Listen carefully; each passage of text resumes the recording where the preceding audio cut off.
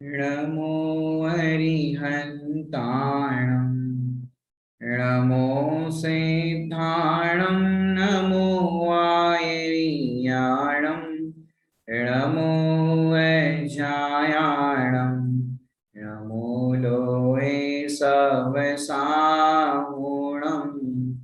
सतीर्थ वीर प्रभु का जग में प्रवर्ते निज तत्व बोध पाकर सब लोक हर्षें दुर्भावना न आवे मन में कदापि निर्विघ्न निरविकारी आराधना प्रवर्ते। 5 समवाय विषय पर हमारी चर्चा चल रही है, जिसमें हमने अब तक स्वभाव, पुरुषार्थ, काल लब्धि इन 3 समवाय पर चर्चा की है। जैसे आप लोग मोबाइल चलाते हो, लैपटॉप चलाते हो, तो उसमें तमाम आइकन आते हैं। समझो प्ले करने का जो आइकन है, वो प्ले का जहां बटन है, उस प्ले के बटन को अपन ना दबाए और बाजू में कोई अन्य बटन है उसको 10 बार दबाए, तो बताओ प्ले होगा कि नहीं होगा? हाँ जी बताओ, प्ले होगा कि नहीं होगा? अन्य बटन को दबाओ तो कि नहीं होगा प्ले। क्यों? आप उस पर घंटों बटन दबाते रहो तो भी वो प्ले नहीं होगा। मैंने जहां टच करने की जगह है वहां कर लो तो जरा में काम हो जाता है। उसके बाजू में आप हथौड़ा भी मार लो, फिर भी वो आपका जो प्रोग्राम आप स्टार्ट करना चाहते हो वो नहीं चलता।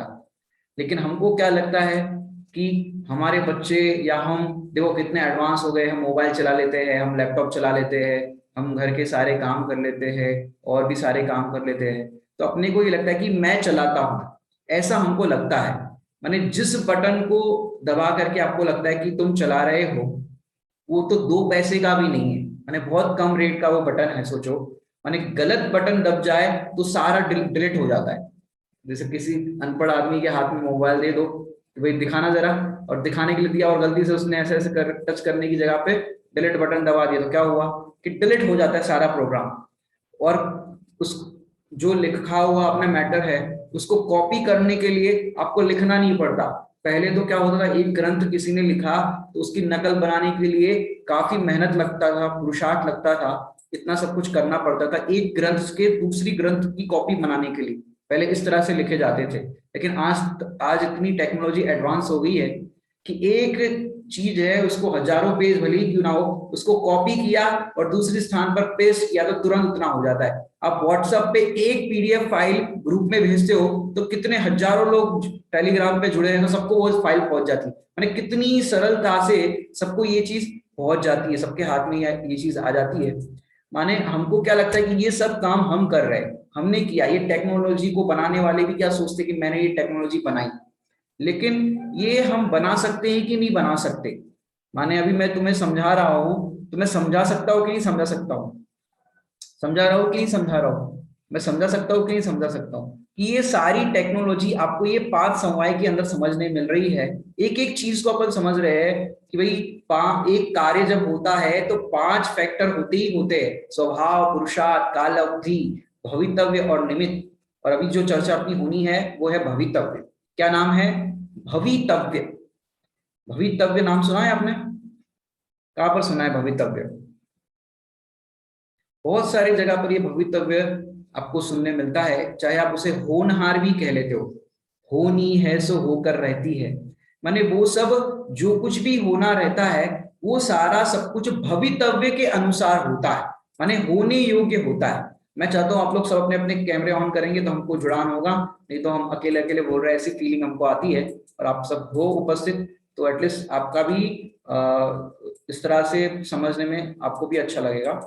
देखिए क्या कह रहे हैं, भवितव्य के अनुसार होता है, माने कोई भी व्यक्ति आपको अच्छा लगता है या बुरा लगता है, ये सारा सब कुछ कैसे होता है? भवितव्य के अनुसार होता है। आप किसी व्यक्ति को देख करके एट रैंडम आपको गुस्सा आ जाता है, आप अच्छे खासे भले बैठे हो और एट रैंडम आपको गुस्सा आ गया, तो आपको जो गुस्सा आपको आया वो गुस्सा कैसे आया? आपने तो कोई प्लान नहीं किया था ना गुस्सा करने का।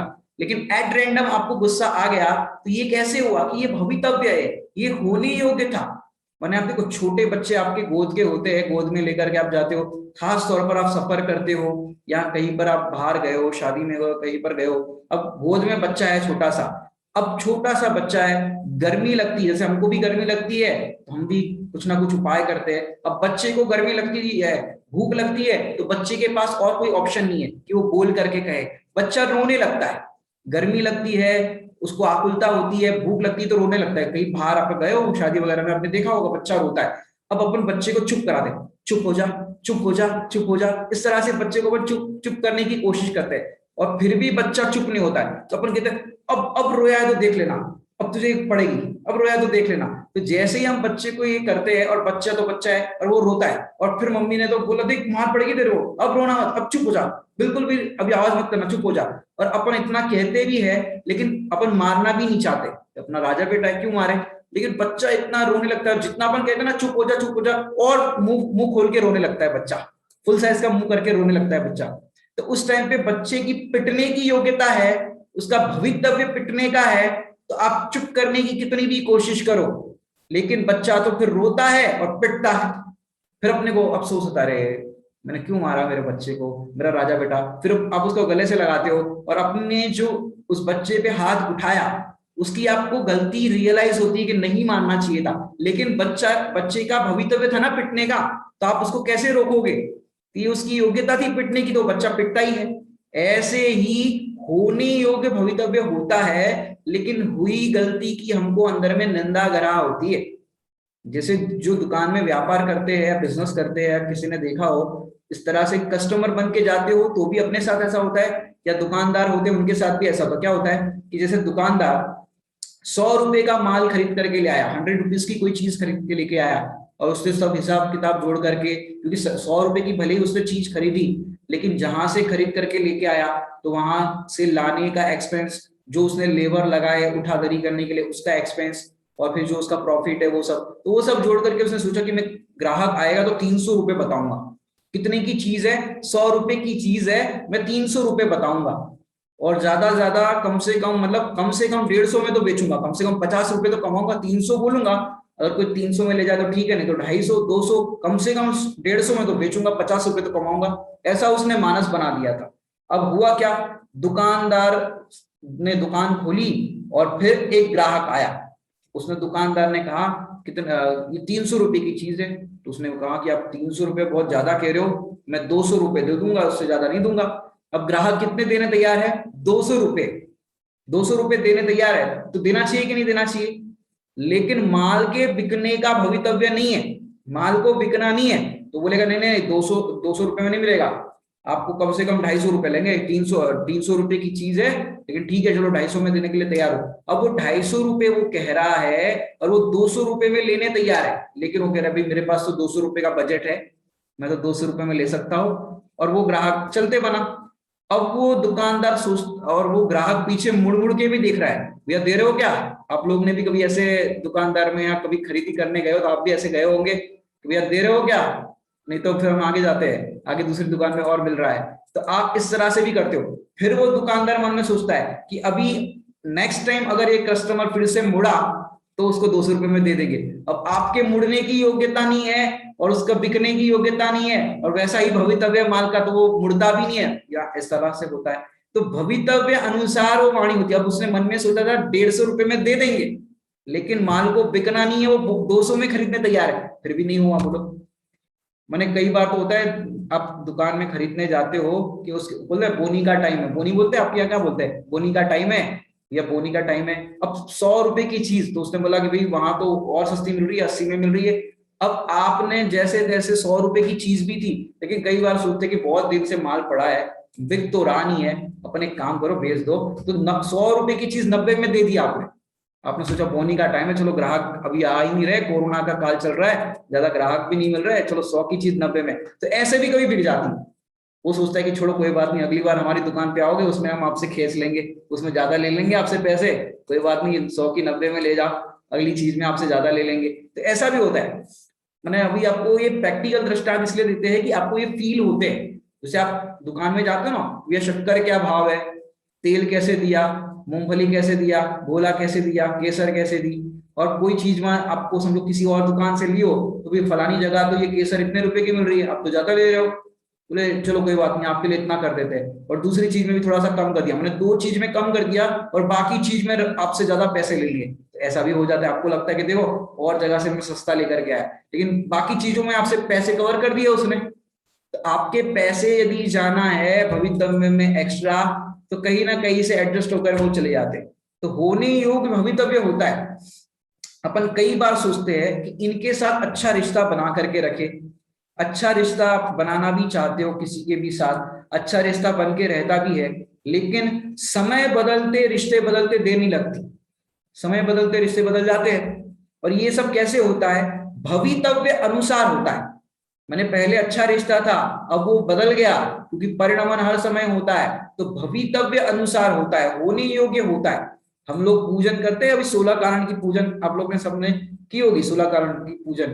तो 16 कारण भावना भाने से क्या होता है, 16 कारण की भावना भाने से होता क्या है, आप लोग पढ़ते नहीं हो 16 कारण की पूजन कि 16 तीर्थंकर पद पाए, पढ़ा होगा आपने कि तीर्थंकर पद की प्राप्ति होती है, 16 तीर्थंकर पद पाए। तो ये 16 कारण की भावना माने से तीर्थंकर पद की प्राप्ति होती है कि नहीं होती। तो फिर सारे लोग 16 तीर्थंकर की 16 कारण की पूजन करे, भावना भाए और सभी तीर्थंकर बन जाए। लेकिन तीर्थंकर एक समय में तो 24 होते हैं, अभी यहाँ पर देखे तो, और मैक्सिमम वहां देखो तो 170 होते हैं। अब सारे लोग भावना भाई और सबकी आशा का वो पूरी होगी कि भैया ऐसा कुछ नहीं है। तीर्थंकर बनने की भवितव्य वाले जीव तीर्थंकर बनते हैं, और हमको तीर्थंकर बनना ही क्यों है। देखो तीर्थंकर बन के भी मोक्ष में जाओगे और सामान्य केवली बन के भी मोक्ष में जाओगे, मोक्ष में तो मिलेगा कि नहीं मिलेगा। जैसे क्या सुना होगा आप लोग ने कि भाई गरीब की शादी हो या अमीर की शादी हो, दोनों को लड़की मिलती है कि नहीं मिलती, पत्नी मिलती है कि नहीं मिलती, चाहे गरीब हो चाहे अमीर हो, सबको ही मिलता है। ऐसे ही यहाँ पर भवितव्य जैसा होने योग्य होता है वैसा होता है, माने हम जैसा काम करेंगे वैसा होगा, ऐसा नहीं है, भवितव्य के अनुसार होगा, हमारे करने से नहीं होगा। माने कई बार तो आप कहीं जाने की प्लान बनाते हो, कहीं आपको समझो शिखर जी जाना है, शिखर जी की आप प्लान बनाते हो, टिकट बुक करते हो, और एंड टाइम पर पत्नी की तबीयत खराब हो गई, पति की तरफ तबीयत खराब हो गई, सास की तबीयत खराब हो गई, कुछ ना कुछ मतलब एंड टाइम पर आपका प्लान बदल जाता है। आपने इतना सारा प्रोग्राम बनाया, वो सारा फेल क्यों हो गया, प्रोग्राम कैंसिल क्यों हो जाता है, कि ये जो होने योग्य होते, देखो अपनी प्लानिंग के अनुसार नहीं होता, इसका मतलब ये है भवितव्य। अपन भी बोलते हैं या होने योग्य ही ऐसा था, होना नहीं ऐसी थी तो ऐसा हुआ। तो जो हम डे टू डे लाइफ में अप्लाई करते हैं या देखने आता है, यही तो है भवितव्य। लेकिन उस भवितव्य को हम स्वीकार नहीं करते, इस कारण से आकुलता होती है, दुख होती है, दुख होता है। तो ये भवितव्य को स्वीकार कैसे करें, इसकी पूरी विधि यहां पर आपको समझने मिलेगी। आपको अभी दूसरा जो मैंने चौथे नंबर का समवाय है उसकी अपनी पूरी चर्चा अपन प्रारंभ करते हैं। देखिए मनोविज्ञान दिख रहा है आप सबको, मनोविज्ञान, मनोविज्ञान में है अब क्या होगा, क्या लिखा है, अब क्या होगा, क्या होगा अब। जैसे आप देखो फिल्म देखने जाते हो, फिल्म, अब कई लोग ऐसे होते हैं मैंने बार बार सोचते रहते, फिल्म देखते देखते सोचते रहते कि अब ये सस्पेंस मूवी देखने जाते हो कि अब क्या होगा, ये बचेगा कि नहीं बचेगा, या इसके साथ क्या होगा।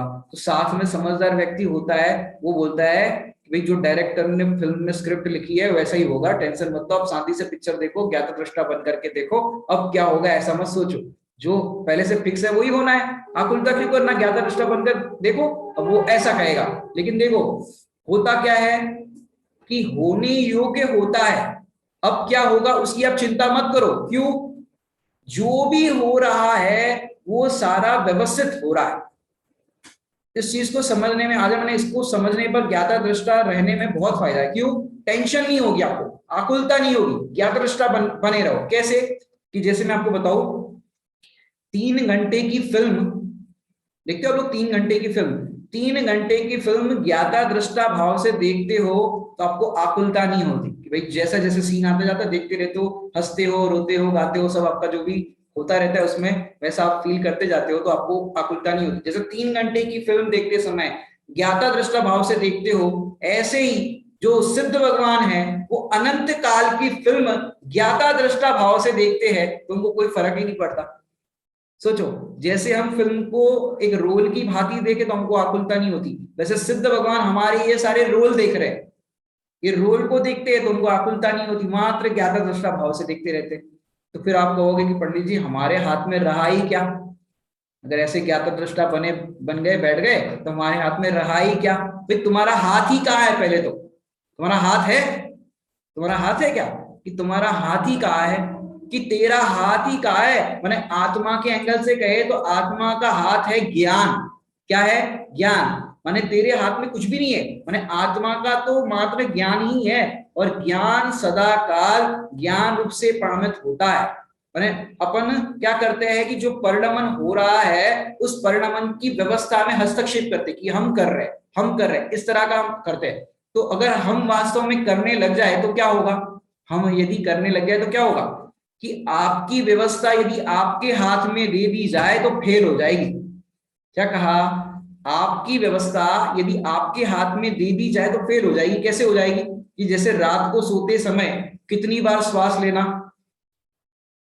चंद्र से और सूर्य से ऐसा कुछ स्वर होता है नाक का बोलते हैं। अब बताओ कितनी बार क्या लेना, रात को करवट कितनी बार लेना, करवट बदलना कि नहीं बदलना। अब समझो आप प्रतिज्ञा कर लो कि हम रात को करवट नहीं बदलेंगे, और हम व्यवस्था कर रहे हैं आपको बांध कर रख देंगे, आप करवट ही नहीं बदल पाओगे। बताओ क्या होगा, कि नहीं, आपके हाथ में व्यवस्था दे देंगे तो आप नहीं कर पाओगे। जब भी करवट बदलना है वो सहज ऑटोमेटिक करवट बदलते हो, सांस लेना छोड़ना ये सब ऑटोमेटिक काम होता है। यदि आपके हाथ में दे दो तो आप तो सांस लेना ही भूल जाओगे।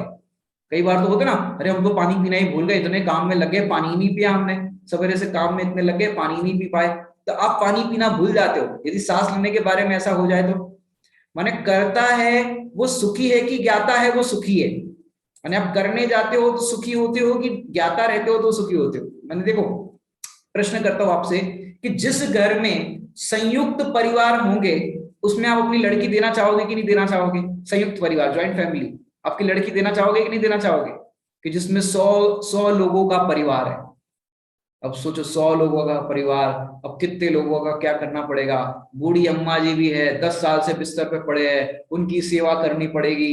छोटे छोटे मुड़ा मोड़ी है, उनको भी तैयार करना पड़ेगा, उनको होमवर्क कराना पड़ेगा। अब संयुक्त परिवार में क्या क्या नहीं करना पड़ेगा, बताओ आप अपनी लड़की दोगे कि नहीं दोगे, कि नहीं नहीं नहीं हमारी बिटिया को इतना काम नहीं होगा, घर में तो जरा सा थोड़ा बहुत काम करते ही थक जाती है, उसको इतना काम नहीं होगा। ऐसे जॉइंट फैमिली देंगे। और जिस घर में खाली माँ हो पति हो, माने छोटा सा परिवार हो, बताओ उस घर में देना चाहोगे कि संयुक्त परिवार में देना चाहोगे। कि छोटा परिवार माने वो बढ़िया रहता है, छोटा परिवार अच्छा परिवार ऐसा बोलते हैं, ऐसा होना चाहिए। लेकिन जो 100 लोगों की फैमिली है उसमें हर व्यक्ति के पास अपने नौकर चाकर लगे हुए हैं, और तो और जो बूढ़ी अम्मा जी बिस्तर पर पड़ी है उनके पास 3 नर्स लगी है, हर काम करने के लिए तैयार है। आपकी बेटी को कुछ नहीं करना है, आपकी बेटी को भी यदि पानी चाहिए तो ऑर्डर करना है कि मिस्टर पानी लेके आओ, मैंने जो भी है सब सेवक सेविकाएं लगे हैं। बताओ ऐसे घर में लड़की देना चाहोगे कि नहीं देना चाहोगे। हाँ बढ़िया है, कुछ करना नहीं, मेरी बेटी को कुछ करना नहीं पड़ता। तो इसका मतलब क्या हुआ कि ज्ञाता दृष्टा रहने में फायदा है। अब ये नहीं कह रहे कि भी कहाँ देना कि क्या नहीं देना, ये सब आप अपनी बात जानो कि जहाँ तत्व ज्ञान का वातावरण हो, स्वाध्याय की मैंने आपको वहां अनुकूलताएं मिले वैसे में दोगे तो अच्छा है। बाकी विधर्मियों के यहाँ पे, यहाँ बहुत पैसा है लेकिन तत्व ज्ञान नहीं है, वहां पर क्या करोगे वो आप खुद विचार कर सकते हो। तो ऐसे अकर्ता ज्ञाता रहने में फायदा है, ज्ञाता दृष्टा स्वीकार करने में कोई दुख नहीं है। इतने बड़े विश्व का काम करना पड़े इसमें दुख है, इस सारे विश्व का कर्ता बनना पड़े। मैंने देखो कर्ता बनने में क्या प्रॉब्लम है, जो अपन समझते ना कि बच्चा बड़ा, आप लोग कहते हो कि मैंने बच्चे को बड़ा किया।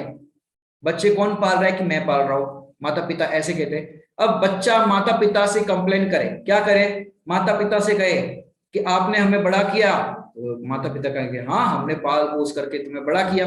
अब बच्चा कहे कि आपने हमें बड़ा किया तो शाहरुख खान जैसा क्यों नहीं बनाया, हमको ऐसा टिंगू पिंगू क्यों बना करके रखा, हमारी हाइट क्यों नहीं बढ़ी की।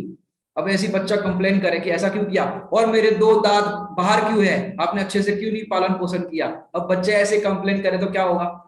अब माता पिता की इसमें गलती निकाले तो क्या होगा, कि मेरे को यहाँ पर क्या बोलते हैं वो पंपिंग करते हो, बीमारी होती है ना, क्या बोलते हैं उसको, इस तरह के आप समझते हो क्या बोलते हो, पंप करना पड़ता ना, लेना पड़ता है। तो ऐसी बीमारी, फेफड़ों की बीमारी क्यों हो गई, तो ऐसे बीमारी क्यों आई, तो इसमें तुम्हारी गलती है, वो माता पिता पे ब्लेम करे। अब अपने पूरे परिणमन को माता पिता को दोषी ठहराए तो कैसा लगेगा माता पिता को? मम्मी पापा कहे हमारे हाथ में कहाँ है, ऐसे तेरा ही भवितव्य था, तेरी ऐसी होनहार थी तो तेरा ऐसा हुआ, हमने क्या किया, हमने तो बहुत अच्छे से पाल पोस करके तुझे बड़ा किया। मैंने सोचो हर मम्मी पापा के हाथ में यदि होता तो क्या कर सकते थे?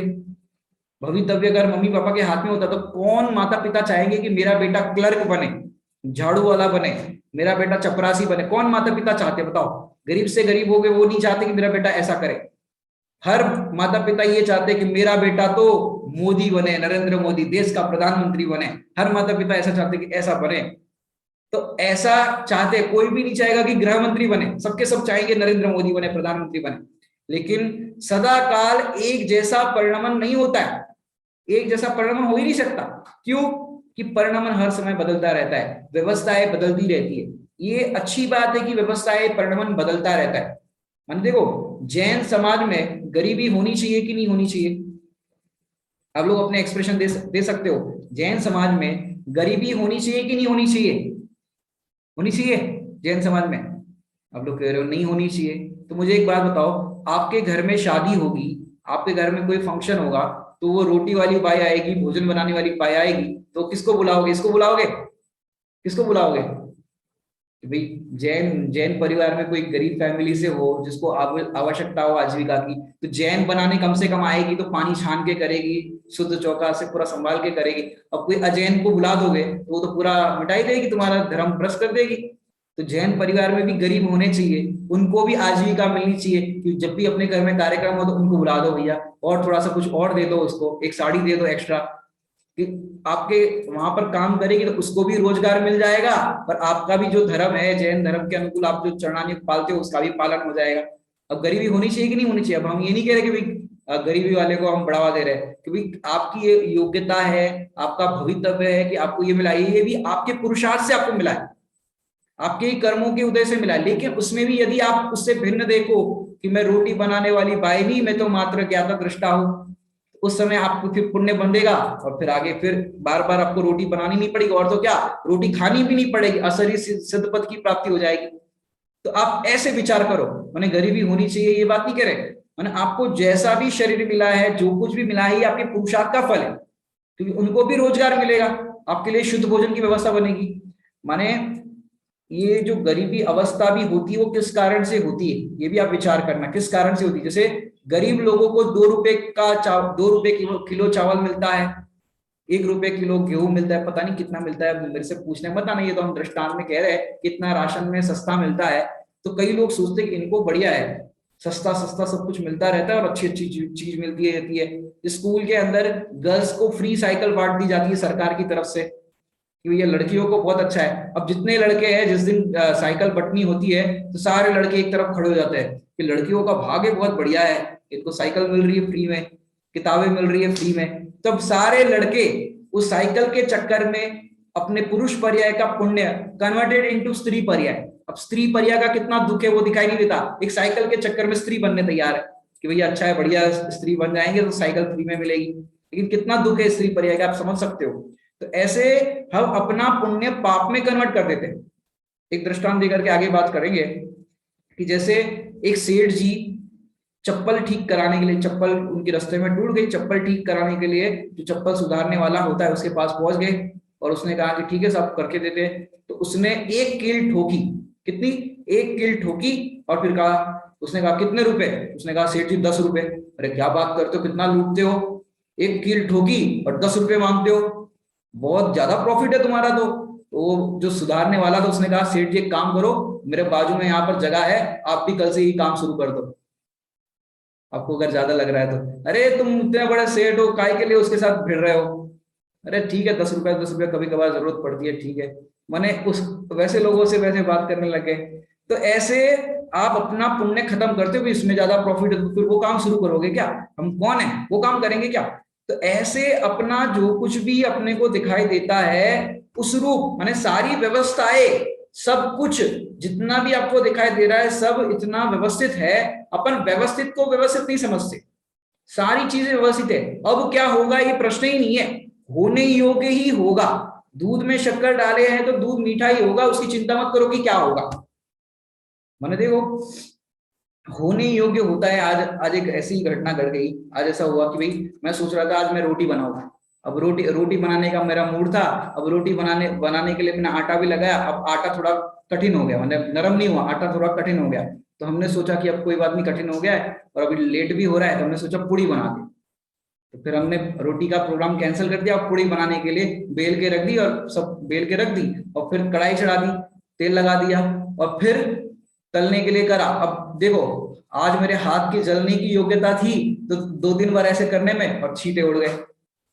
अब मूड क्या था बनाने का, रोटी बनाने का मूड था, लेकिन हाथ के जलने की ऐसी योग्यता थी कि 2-4 छींटे इस पे हाथ पे गिरने थे तो पूड़ी बन गई।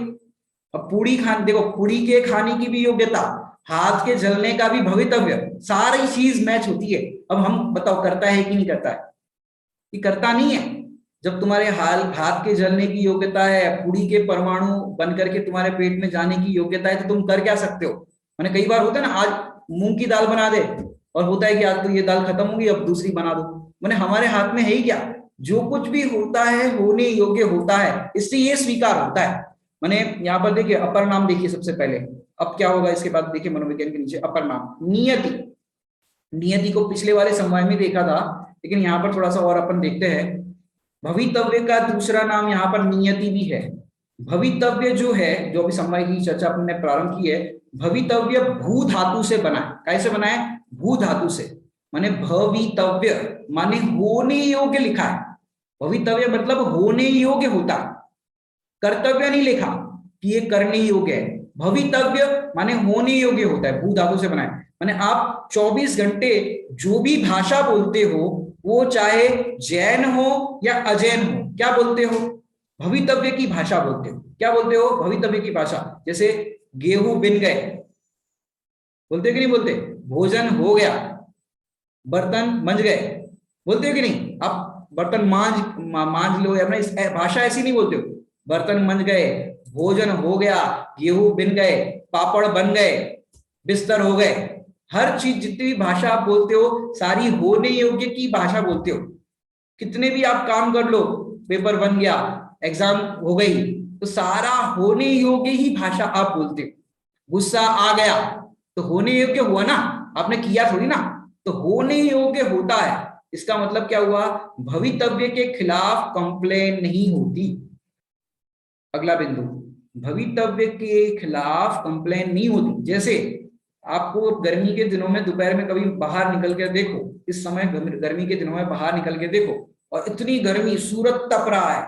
अब उस टाइम पे किसी ने कंप्लेन की, ये सूरज आज बहुत तप रहा है, वो भी मेरे सिर पे ही ज्यादा तप रहा है। अब किसी ने सूरज की कंप्लेन की, इतना क्यों तप रहा है आज? कि किसी ने भी होने योग्य जो होता है, सूर्य के खिलाफ शिकायत नहीं करते, कितनी गर्मी दे रहा है भाई, थोड़ी कम कर ले, तो इस तरह से कंप्लेन नहीं करते। तो जितने भी आप कार्य होते हैं, कपड़े धुल गए, बात समझ में आई कि नहीं आई? आ गई कि नहीं आ गई? तो बात समझ में आ गई, तो ये भी भवितव्य है। ये स्वतंत्र भवितव्य की भाषा है। कितने बज गए? कोई घड़ी मत देखना, अभी तो समय और थोड़ा सा बाकी है। कि कितने बज गए, तो बज गए, उसमें अपन घड़ी को चलाने में कुछ करते नहीं है, अपने आप बजते हैं। जितने बजने योग्य होता है उतना बजते हैं। लेकिन प्रॉब्लम क्या है? बोलते तो भाषा हम भवितव्य की है, लेकिन मानते गलत है। क्या कहा? बोलते तो भाषा भवितव्य की है, लेकिन मानते गलत है। क्या? जो मानते गलत है ना, मैंने मिथ्यात्व का नाम है। बोलने का नाम मिथ्यात्व नहीं है, मानने का नाम मिथ्यात्व है। उल्टी मान्यता का नाम मिथ्यात्व, उल्टा मानते उसका नाम मिथ्यात्व। होने योग्य होता है और हम मानते हैं मैंने किया। अच्छा कार्य हुआ तो मैंने किया, और बुरा कार्य हुआ मैंने अपने अनुकूल नहीं हुआ, भी हम क्या करें, ऐसा ही होना था। अरे होने योग्य होता है तो हर में स्वीकार कर, चाहे अच्छा कार्य हो चाहे बुरा कार्य हो, चाहे अनुकूल परिणमन हो चाहे प्रतिकूल हो, तो दोनों में स्वीकार करना अगर तू करता है तो। लेकिन अच्छे अनुकूल परिणमन होता है तो उसमें कहता है कि मैंने किया, प्रतिकूल हुआ तो मैंने नहीं किया। अरे सारे कार्य होने योग्य होते हैं, मैं उसको नहीं करता हूं। आप कहते हो आज तो बहुत खोटे परिणाम आ गए। खोटे परिणाम आते हैं कि नहीं आते? अब खोटे परिणाम जो आते हैं, उन खोटे परिणाम को करता कौन है? बताओ। खोटे परिणाम जो आते हैं, आपको जो भी थॉट्स आते हैं, वो थॉट्स को अच्छे बुरे जो आप कहते हो कि आप तो बहुत खोटे विकल्प आ रहे थे, ऐसे विकल्प नहीं आना चाहिए था, फालतू बातें दिमाग में आ रही थी, तो क्यों आ रही थी? कई लोग बोलते हैं फालतू बातें मत करो, अरे ये भवितव्य है, होने योग्य होता है, हमारे करने से नहीं होता है। आप जानबूझ करके सोचो ये फालतू बातें, नहीं आएगी दिमाग में, और जब आती है तो आती है, आप उसको रोक नहीं सकते। ये इसको कहते हैं भवितव्य। माने देखो, जो बहुत बड़े बड़े साइंटिस्ट लोग भी होते हैं, जिस तरह के आप समझते हो कि उन लोग को कुछ भी रिसर्च करते तो पूरा टाइम दिमाग में वही रिसर्च घूमती रहती है, चाहे वो नहा रहे हो, खा रहे हो, पी रहे हो। एक साइंटिस्ट का आपने देखा होगा, नहाते नहाते उसको समझ में आ गई कि ये ऐसे नहीं, ऐसा करना चाहिए, मेरी ये गलती है, तो नहाते नहाते इतना खुश हो गया कि मेरे को समझ में आ गया, तो वो सड़क पे ऐसे ही नहाते नहाते ही उसी पोजीशन में चला गया, मिल गया मिल गया मिल गया, मैंने जो रिसर्च कर रहा था वो, और फिर बाद में पता भी नहीं चला कि मैंने कपड़े नहीं पहने। इसका मतलब क्या है कि आइडियाज ऐसे आ जाते हैं। कई आइडियाज तो ऐसे है, अपने दिमाग में ज्यादा से ज्यादा अपने कोई प्रॉब्लम आप सॉल्व कर रहे हो कि ये कैसे करूं, ये काम समझ में आ रहा कैसे नहीं करूं, मैंने ज्यादा ज्यादा अच्छे अच्छे आइडियाज तो वॉशरूम में आते हैं। आप सोचते रहोगे कहाँ कहाँ कैसे क्या करें, और वॉशरूम में अच्छे अच्छे आइडिया आ जाते हैं। तो ये होने योग्य होता है, वो भवितव्य होता है, हमारे करने से नहीं होता। और खोटे परिणाम भी अपने को लगते हैं कि ये खोटे परिणाम, ये खोटे परिणाम है ही नहीं। क्यों? कोई भी परिणाम खोटा नहीं होता, हम उसको खोटा या अच्छा नाम दे देते हैं अपने अनुसार। माने विश्व का सारा परिणाम जो है वो स्वतंत्र है, जो भी होता है वो अच्छा ही होता है, उसको हम अच्छा या बुरे की कल्पना देते हैं। माने एक भी पर्याय का नाम खोटा नहीं, फिर भी स्यादवाद की भाषा में खोटा परिणाम हो तो कह दो, लेकिन एक भी पर्याय है वो खोटी नहीं होती, सारी चीजें व्यवस्थित होती है, कोई इसी में कुछ करता नहीं। यहाँ पर दूसरा नाम है, अपर नाम होनहार। क्या नाम है? होनहार। तो होनहार क्या है कि होनहार तो जो होने योग्य होती है, तो जो भी अपन ने पूरी चर्चा की ना, होनहार तो जैसी होनहार होती है वैसा कार्य होता है। मैंने जिसको आपने टोडरमल जी के प्रकरण में पढ़ा होगा, भली होनहार है जिन्हें ये विचार आता है कि मैं कौन हूं, मेरा क्या स्वरूप है, और ये चरित्र कैसे बन रहा है, ऐसा विचार आता है। होनहार कि आपकी भली होनहार है कि आप दोपहर में सो नहीं रहे हो, कक्षा अटेंड कर रहे हो, ये आपकी भली होनहार है।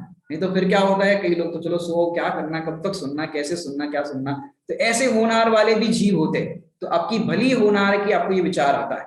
और आपको अभी अगला बिंदु देखते हैं, समर्थ उपादान कारण, कि जैसे होने योग्य होता है वैसे ही उपादान की योग्यता होती है, जैसा परिणमन होना होता है वैसा ही आपका होने योग्य उपादान परिणमन होता है। तो ये होने योग्य माना समर्थ उपादान कारण है। आगे देखिए, क्रमबद्ध पर्याय, नाम सुना होगा आपने, क्रमबद्ध पर्याय। ये भवितव्य जो होने योग्य होता है वो क्रमबद्ध होता है। कैसा होता है? होने योग्य जो होता है वो क्रमबद्ध होता है, किसी के किए नहीं होता। माने देखो, तीन काल की और तीन लोक की सारी पर्याय क्रम से विकास को प्राप्त होती है और क्रम से पूर्ण होती है। कौन नहीं मानेगा इसको बताओ? कितने लोग क्रमबद्ध को मानते हैं और कितने लोग नहीं मानते? कितने लोग नहीं मानते बताओ, हैंड रेस कर सकते हो तो उनको अच्छे से समझा देंगे। कितने लोग नहीं मानते क्रमबद्ध को?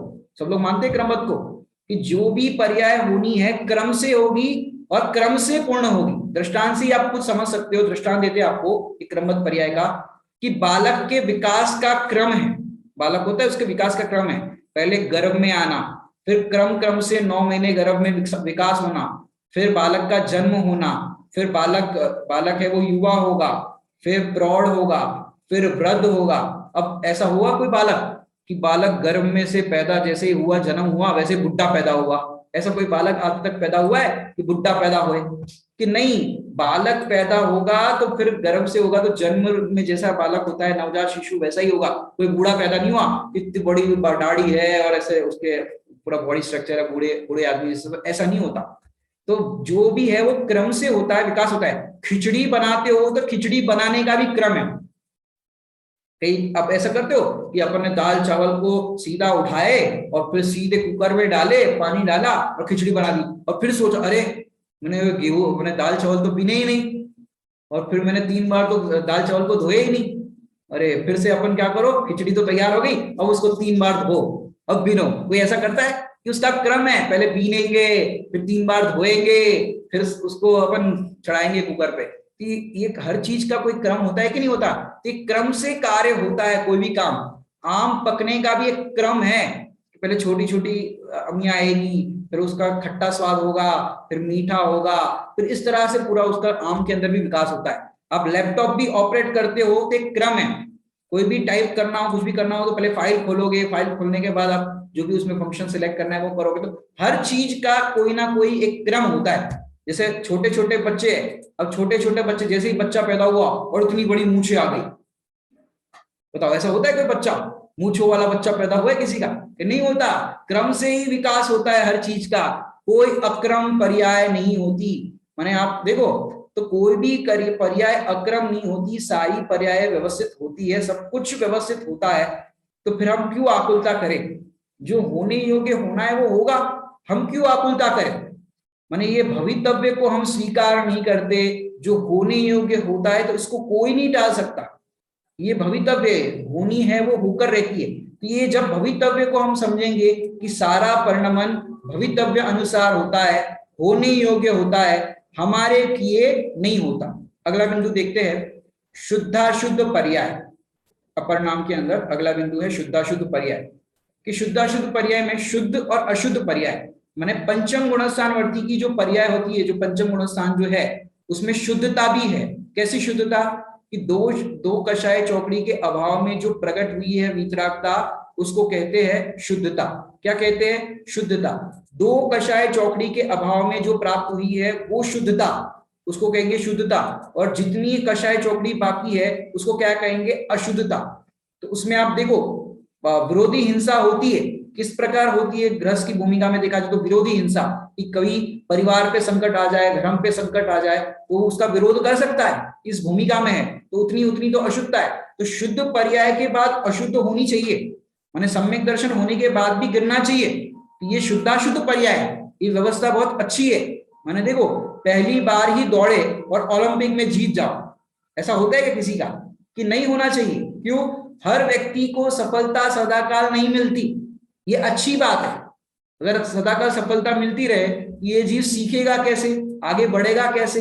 हर समय उसकी योग्यता बदलती रहती है, तो सदाकाल सफलता नहीं मिलती, सदाकाल उसका अच्छी अच्छी पर्याय नहीं होती। तो हमें शुद्ध पर्यायों का क्रम तो अच्छा लगता है, और अशुद्ध पर्यायों का कैसा लगता है? शुद्ध शुद्ध पर्यायों का क्रम तो अच्छा लगता है। जैसे आज आपने पूजन की, आज आपने स्वाध्याय किया तो अच्छा लगा, तो अच्छा लगा तो ऐसे रोज अच्छा अच्छा लगता रहे तो क्या होगा? तो आप उसी में ही संतुष्ट हो जाओगे, पूजन करने में, स्वाध्याय करने में ही संतुष्ट हो जाओगे, आप आगे नहीं बढ़ोगे, आपका गुणस्थान ही नहीं बढ़ेगा।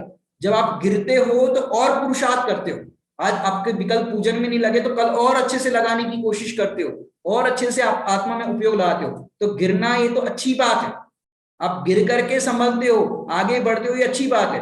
तो ऐसे कोई भी पर्याय है वो एक जैसी हो जाए तो आगे बढ़ने का क्रम ही, विकास ही रुक जाएगा। तो हमें शुद्ध पर्यायों का क्रम तो अच्छा लगता है, और अशुद्ध पर्यायों का क्रम अच्छा नहीं लगता। तो हमें अशुद्ध पर्याय के अंदर भी अपने आप को शुद्ध देखने का प्रयास करना चाहिए, क्योंकि पर्याय अशुद्ध होती है, द्रव्य है वो अशुद्ध नहीं होता। ये हमको ये भवितव्य समझाता है कि ये पर्याय भी होने योग्य हुई है, लेकिन मैं उस रूप नहीं हुआ, मैं तो मात्र ज्ञाता दृष्टा हूं। ऐसे जो स्वीकार करते हैं उसके भवितव्य के अंदर भी सब आगे होने योग्य अच्छा ही होता है। ऐसे हमने आज भवितव्य के अंदर मनोविज्ञान और अपर नाम की चर्चा की। इसकी विशेष चर्चा अपन कल करेंगे। ओम नमः सिद्धेश्वराय।